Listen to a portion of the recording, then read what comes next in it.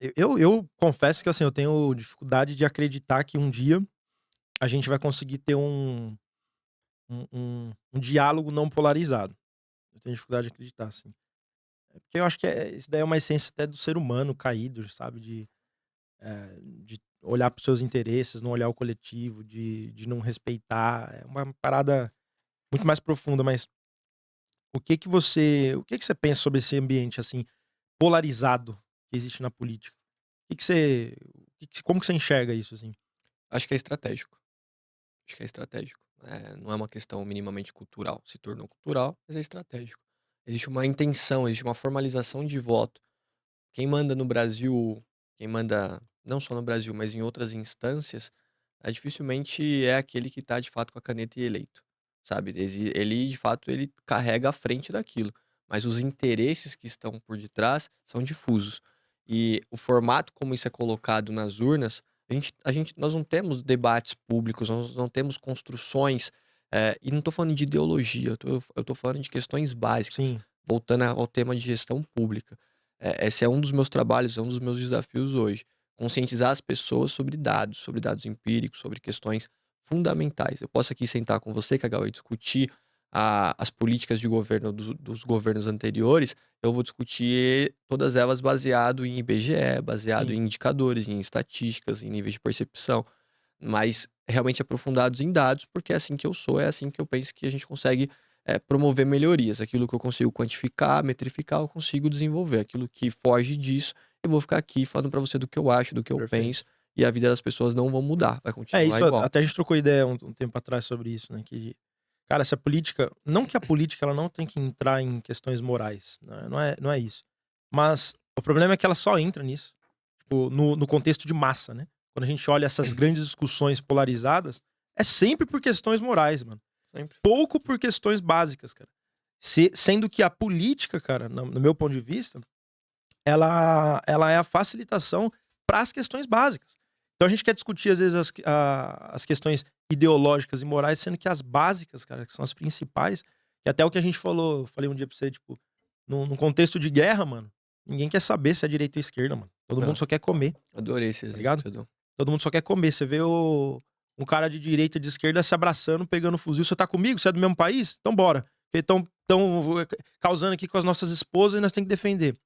Então você vê, a gente deveria voltar para as discussões técnicas, mano, discussões de crescimento, discussões que vão de fato mudar o que a gente diz, né, de pessoas nascem em muito atrás em questão de desenvolvimento. Tem pessoas que nascem precisando correr muito para chegar no mesmo lugar do que o outro. A desigualdade, né, enfim. Então, toda vez que a política entra em questões ideológicas e morais, para mim essa polarização ela é isso. Ela é uma discussão que, cara, não que ela não deveria existir, mas ela deveria ser uma pauta muito além, num momento muito depois de quando essas pautas básicas tivessem sido concluídas, enfim, resolvidas, enfim. Concordo. Então, eu vejo que polarização e aí quando você fala estratégia, você acha que estratégia porque a população no caso vira só a massa de manobra, É né? marketing. É marketing de voto e o voto da última hora. Então, assim, você constrói uma narrativa para conseguir agregar voto, porque de fato você também não tem um número grande de candidatos. Infelizmente, ainda não temos. Eu sonho com o dia que teremos, mas ainda não temos um grande número de quantidades. Eu não tô falando a nível nacional, mas falando mais a nível do município. Nós não temos um grande número de candidatos com uma qualidade técnica, suficiente para o convencimento através do debate de ideias. E por nós não termos isso, e eu acabei trazendo isso no exemplo municipal, mas se a gente for pensar a nível de congresso, não é tão diferente assim. Obviamente, presidentes, né, é um pouco mais diferente, você tem debates e tal. Mas a nível do legislativo, do Congresso Federal, ou do estadual, ou do próprio município, você precisa ter voto.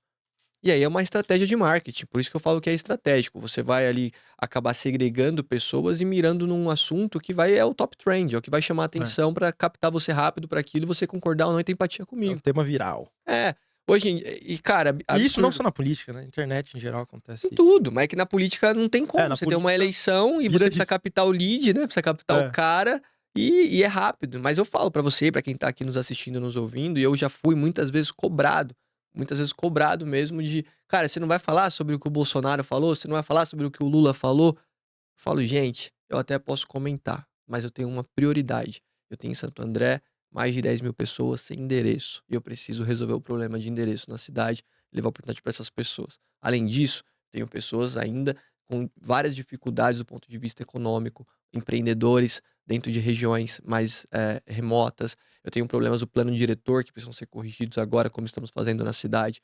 Então eu tenho, de fato, prioridades daquilo que eu posso e tenho condição de mudar a vida daquelas pessoas, né, e em sinergia com outros atores, e é nisso que eu vou concentrar e gastar minha energia. Você não vai me ver gastando energia nesse momento, indo, ali criticar ou falar de coisas que não vão agregar na vida de ninguém.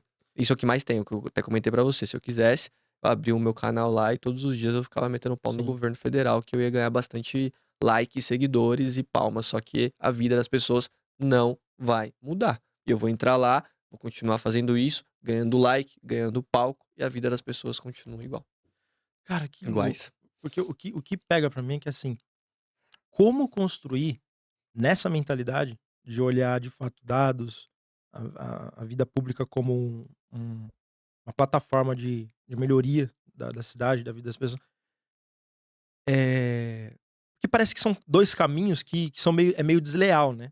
Porque, assim, o político precisa de voto, e aí você precisa de voto e precisa de audiência, né. E aí por isso que as pessoas descamba em ir para os trend topics aí, para os temas que vão hypar, tá ligado. Cara, como que a gente faz, mano, pra sem esse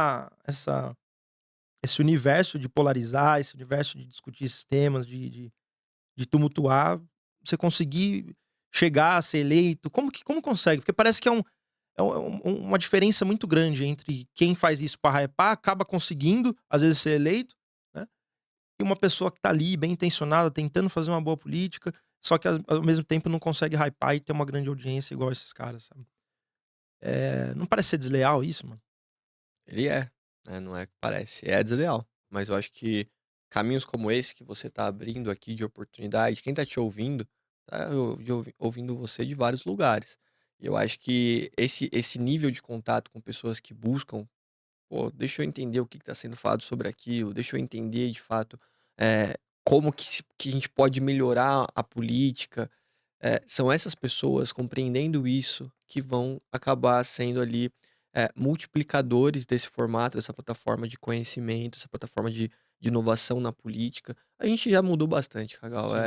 Hoje tem várias instituições aí, tem o Renova BR, tem algumas instituições sérias fazendo o trabalho de disseminação de boas práticas políticas, né. A gente tem o ESG, né, o Environment, Social and Governance, que são as boas práticas aí do nível de governança, sustentabilidade e meio ambiente. Então a gente está cada vez mais, eu não tenho dúvida que nós estamos caminhando para um mundo melhor, de pessoas mais antenadas. Por mais que todos os dias a mídia e algumas outras, plataformas tentem nos dizer o contrário.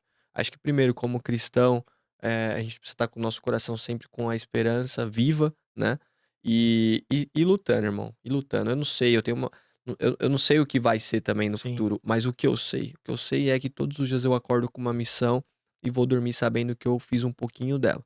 Lá no final, se eu tiver mudado a vida de algumas pessoas com isso, que essas pessoas possam dar continuidade, essa é a nossa vitória. Ser eleito, aí falando do ponto que você levou, ser eleito ou não é apenas um processo na nossa vida. Sim. A gente pode causar grandes transformações, estando também em outros bastidores e em outros formatos. O que a gente não pode perder nunca é o foco, a missão e o desejo de mudança.